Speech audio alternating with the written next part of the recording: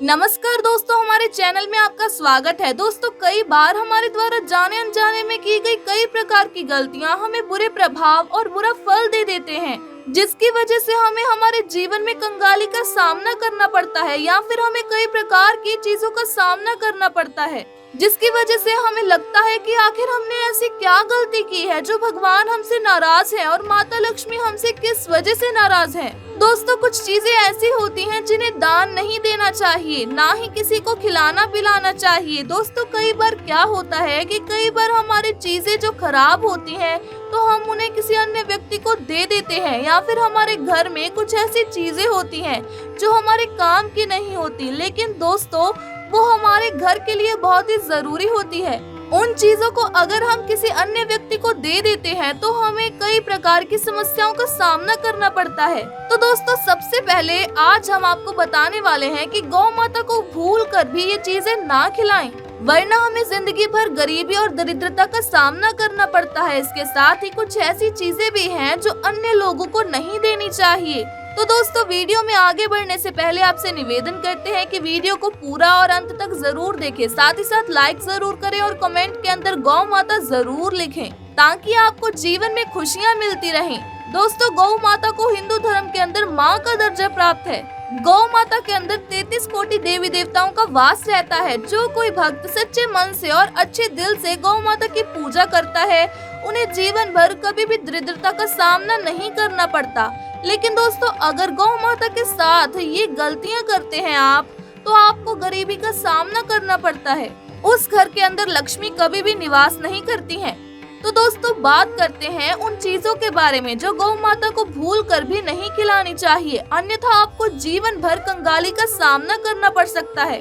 दोस्तों, सबसे पहली चीज है बासी भोजन। दोस्तों, कई लोग रात के पड़े हुए बासी भोजन को इकट्ठा कर लेते हैं और इकट्ठा करने के बाद आपके आसपास कोई गौ माता आती है या रहती हो, वो लोग गौ माता को बासी भोजन खिला देते हैं। दोस्तों, जिस भोजन का आपने त्याग कर दिया है, जिस भोजन को आप नहीं ग्रहण कर सकते, उस भोजन को आपको भूल कर भी गौ माता को नहीं खिलाना चाहिए। अगर आप ये भोजन गौ माता को खिलाते हैं तो आपको कई प्रकार की नकारात्मकता का सामना करना पड़ता है। उस समय हो सकता है कि गौ माता वो भोजन खा ले, लेकिन फिर भी आपको अपने जीवन में कई प्रकार की समस्याओं का सामना करना पड़ता है। इसी तरह दोस्तों, इस बात का विशेष ध्यान रखें कि आज के समय में प्लास्टिक का यूज बहुत बढ़ रहा है।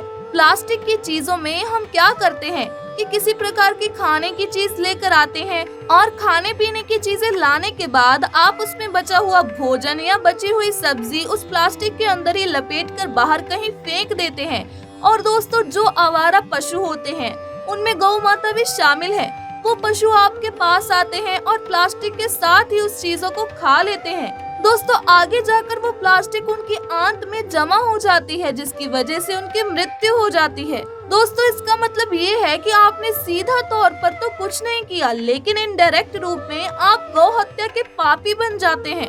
तो दोस्तों, इस बात का ध्यान रखें, कभी भी प्लास्टिक की चीजों के अंदर खाने पीने की चीज आपको बाहर नहीं फेंकनी चाहिए, या फिर गौ माता को आपको किसी प्रकार की चीज प्लास्टिक के अंदर डालकर नहीं देनी चाहिए, अन्यथा आपको गौ हत्या जितना पाप लगता है। आपको मालूम नहीं होता कि आपने ऐसा कार्य कब किया, लेकिन उसके बाद भी आपसे गौ हत्या हो जाती है। इस बात का जरूर ध्यान रखना चाहिए।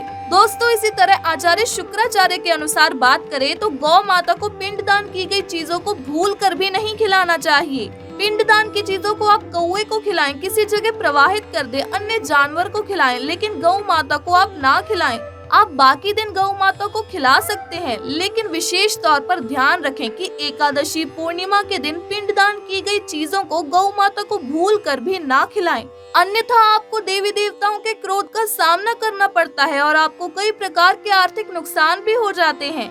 इसी तरह दोस्तों, इस बात का ध्यान रखें, चोरी से कमाया हुआ धन हो, लूट कर या फिर किसी प्रकार से गलत तरीके से कमाया हुआ धन हो, अगर आपने इस तरह से धन कमाया है और आप सोचते हैं कि आप इसमें से कुछ प्रतिशत गौ माता को खिला दें तो आपको पाप नहीं लगता, तो दोस्तों ऐसा बिल्कुल भी नहीं है, बल्कि आपके पाप कई गुना बढ़ जाते हैं। झूठ बोलकर, चोरी चकारी से या फिर किसी व्यक्ति के साथ धोखा करके अगर आप धन कमाते हैं तो आपको जीवन भर दरिद्रता का सामना करना पड़ता है और साथ ही साथ गौ माता के क्रोध का भी आपको सामना करना पड़ता है। इसी तरह दोस्तों इस बात का जरूर ध्यान रखें कि ठोकर लगा भोजन गौ माता को कभी भी ना खिलाएं। कई बार क्या होता है कि हमारे पैरों की वजह से हमारे भोजन को ठोकर लग जाती है और ठोकर लगा हुआ भोजन अगर आप गौ माता को खिलाते हैं तो दोस्तों इसका मतलब है कि आप 33 कोटि देवी देवताओं को नाराज करने का कार्य करते हैं। आप वो ठोकर लगा हुआ भोजन स्वयं ग्रहण कर ले, लेकिन गौ माता को वो भोजन खिलाने की गलती कभी भी ना करें। इसीलिए दोस्तों गंदे स्थान पर बना, गंदे लोगों द्वारा बनाया गया या फिर गंदा भोजन गौ माता को भूल कर भी नहीं खिलाना चाहिए। अगर आप गंदी सामग्री से भोजन बनाते हैं, बची हुई सामग्री का उपयोग करने के लिए अगर आप ऐसी सामग्री को गौ माता को खिलाते हैं तो दोस्तों आपको जीवन भर दरिद्रता का सामना करना पड़ता है और आप अपने जीवन के अंदर कभी भी अच्छी चीजों को नहीं देख पाते। दोस्तों अगर किसी उपाय को करने के लिए आपको गौ माता को काली चीज खिलानी है, यानी कि काली वस्तुएं देने के लिए कहा गया है, तो अच्छा है। अन्यथा गौ माता को जितना ज्यादा हो सके काली चीजें नहीं खिलानी चाहिए। दोस्तों काली चीजें आपके सौभाग्य को रोकने का कार्य करती हैं और साथ ही साथ अगर आप काली चीजें गौ माता को खिलाते हैं, लगातार खिलाते हैं, तो आपके जीवन में नकारात्मकता बढ़ जाती है। नकारात्मक चीजों की आहट बढ़ जाने के कारण आपको कई प्रकार के नुकसान भी हो सकते हैं। इसी वजह से गौ माता को काली चीजें खिलाने के बारे में मनाही की जाती है। दोस्तों अब हम आपको कुछ ऐसी चीजों के बारे में बताते हैं जो गौ माता को जरूर खिलानी चाहिए ताकि आपका सौभाग्य कई गुना बढ़ जाए। आपको आपके जीवन के अंदर धन के मामलों में तरक्की देखने को मिलती है। दोस्तों गौ माता को आप महीने में एक बार घर में कुछ मीठा बनाकर जरूर खिलाएं। ऐसा माना जाता है कि जब तक गौ माता के मुंह के अंदर मीठा पदार्थ, मीठी सामग्री रहती है, गौ माता आपको शुभ आशीष देती है और आपको जीवन भर लक्ष्मी की प्राप्ति होती है। इसी तरह दोस्तों रोजाना एक नियम बनाना कि अपने घर की पहली रोटी को गुड़ के साथ गौ माता को जरूर खिलाएं। जो व्यक्ति अपने घर की पहली रोटी को कहीं बाहर जाते समय गौ माता को खिलाता है उसे कभी भी कंगाली का सामना नहीं करना पड़ता। देखते ही देखते वो व्यक्ति अपने जीवन के अंदर हर सुख को प्राप्त कर लेता है और अपने जीवन के अंदर कभी भी पीछे मुड़कर नहीं देखता। इसी तरह दोस्तों इस बात का भी ध्यान रखें कि गौ माता को एकादशी, पूर्णिमा, अमावस्या या फिर शुक्रवार के दिन गौशाला जरूर जाएं और गौ माता को हरी घास, हरा चारा खिलाएं। दोस्तों आप देखेंगे कि आपको ऐसा करने से आपके जीवन में पुण्य की प्राप्ति होगी और आप अपने जीवन के अंदर हर सुख को प्राप्त कर लेंगे। तो दोस्तों आज की वीडियो में बस इतना ही। मैं आशा करती हूँ कि आपको हमारी आज की वीडियो अच्छी लगी होगी। अगर आपको हमारी वीडियो अच्छी लगी हो तो वीडियो को लाइक करें, ज्यादा से ज्यादा शेयर करें और हमारे चैनल को सब्सक्राइब करना ना भूलें। वीडियो को अंत तक देखने के लिए आपका बहुत बहुत धन्यवाद।